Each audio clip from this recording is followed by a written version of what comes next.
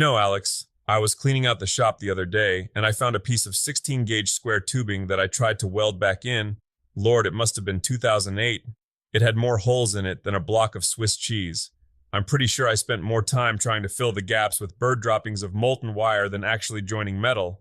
Is that the one you tried to hide behind the drill press? Because I've seen it. It looks like it was attacked by very small, very hot woodpeckers. Hey, that was a learning artifact. But it's the classic trap, isn't it? You go from welding big, chunky, 1/4 inch plate where you can just crank the heat and feel like Thor, and then you pick up a piece of thin-walled tubing and poof, the metal just disappears. It's a magic trick nobody asked for.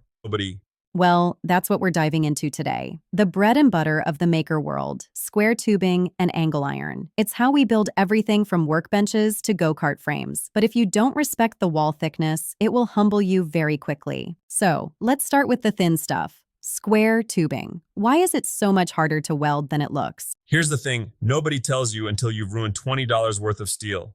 The edge is a liar. When you're welding a T-joint with square tube, you've got one piece, the horizontal one, where the arc is hitting the flat side.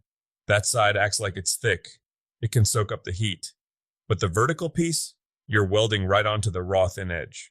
It's like the paper versus book metaphor. Exactly. You hold a match to the middle of a phone book, and you've got time to think about your life choices. You hold it to the edge of a single sheet of paper, it's gone. When you weld that thin edge of a tube, there's no metal behind it to absorb the energy. It just sloughs away. Ask me how I know. Oh, I don't need to ask. I saw the woodpecker project. But wait, hold on. If the heat is the enemy, how do you actually get a structural weld without blowing through? Do you just move the gun at the speed of light? Speed is part of it, but it's all in the angle. If you point that gun straight into the joint, you're dead. I've learned to tilt the gun toward the meteor piece, the flat side of the horizontal tube. You want most of that heat going into the metal that can handle it, then you just wash the puddle over to that thin edge for a split second. So you're basically using the flat piece as a heat sink for the edge piece. Spot on. And for the love of all that is holy, check the cheat sheet on the inside of your welder door. If it says 16 gauge needs an E2 feet setting, believe it. Don't think, oh, I'll just turn it up a bit to be safe. Safe in this context is a hole you can fit a finger through. Okay, so tubing is the finicky thin stuff. But then there's its grumpy older brother, angle iron. This is where everyone starts, right? It's cheap, it's sturdy, but I've seen people struggle just to get it square. Angle iron is the most honest material in the shop, and it will expose exactly how bad your clamping setup is. People think they can just hold it with their hands or a cheap magnet, and it'll stay 90 degrees. Then they weld the first side, the metal contracts as it cools, because physics is a jerk, and suddenly their square frame is a trapezoid. This happened to me on that cart build. I checked it with a speed square. It looked perfect. I did one long, beautiful bead along the outside. And by the time I finished, the whole thing had pulled inward like it was trying to fold itself. Ah, the welder's fold. Classic. Here's the pro tip. Tack, tack, and tack again. Before you ever think about laying a bead, you put a tiny spot weld on all four corners. If you're doing a square frame with angle iron, the secret is cutting 45-degree miters. Wait, why miters? Why not just butt them up against each other? You can butt them, but miters give you a much cleaner look and more surface area for the weld. But here's the trick. When you're making a square, don't weld the inside corner first. If you do, it'll pull the legs together. Tack the outside corners, check square, tack the inside, check again. Then, and this is the part people skip because they're in a hurry, weld in short bursts. Speaking of being in a hurry, drilling. Can we talk about why drilling into steel feels like trying to ice skate on a marble floor? Because it literally is, especially with square tubing. You think, I'll just put the bit here and press hard. Next thing you know, the bit has skated 3 inches to the left and you've scratched your beautiful project. I've seen you do that thing with the little dimple. The center punch. It's non-negotiable.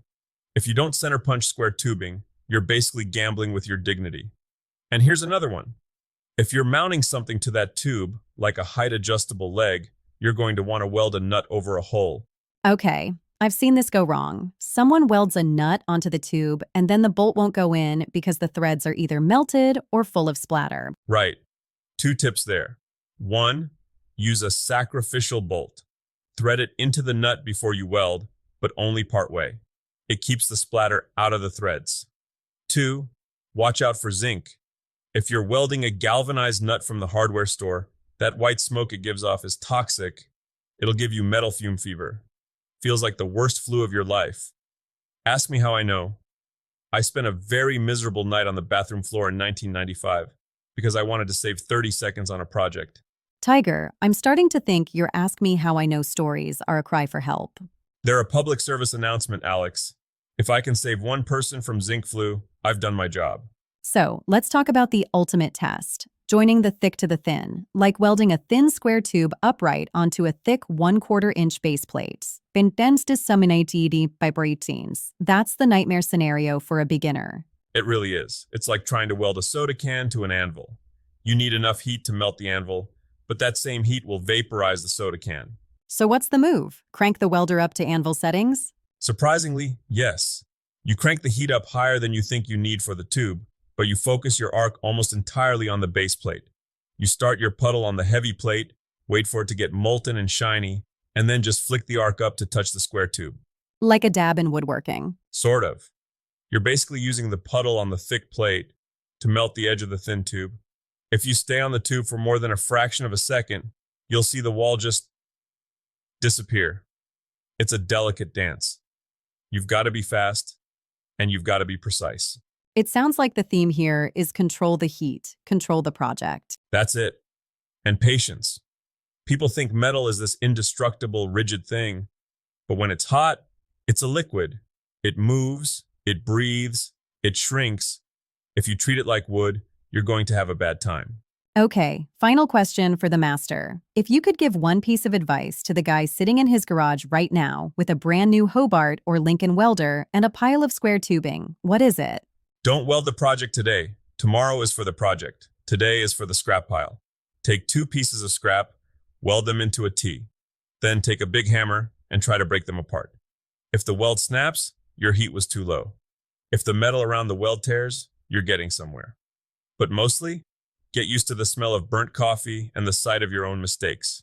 Every pro you see on Instagram has a shame bucket under their bench full of blown-through tubing. Mine just happens to be a 55-gallon drum. See, that's the honesty we come here for. Fail fast, fail on scrap, and keep your lungs away from zinc fumes. Exactly. Build it strong, build it square, and if you blow a hole in it, well, that's what a grinder is for. We're not surgeons, Alex. We're makers. Tune in next week when Tiger tells us about the time he accidentally welded his vise to the table. We agreed never to speak of the great fusion of O2, Alex. The audience deserves the truth, Tiger.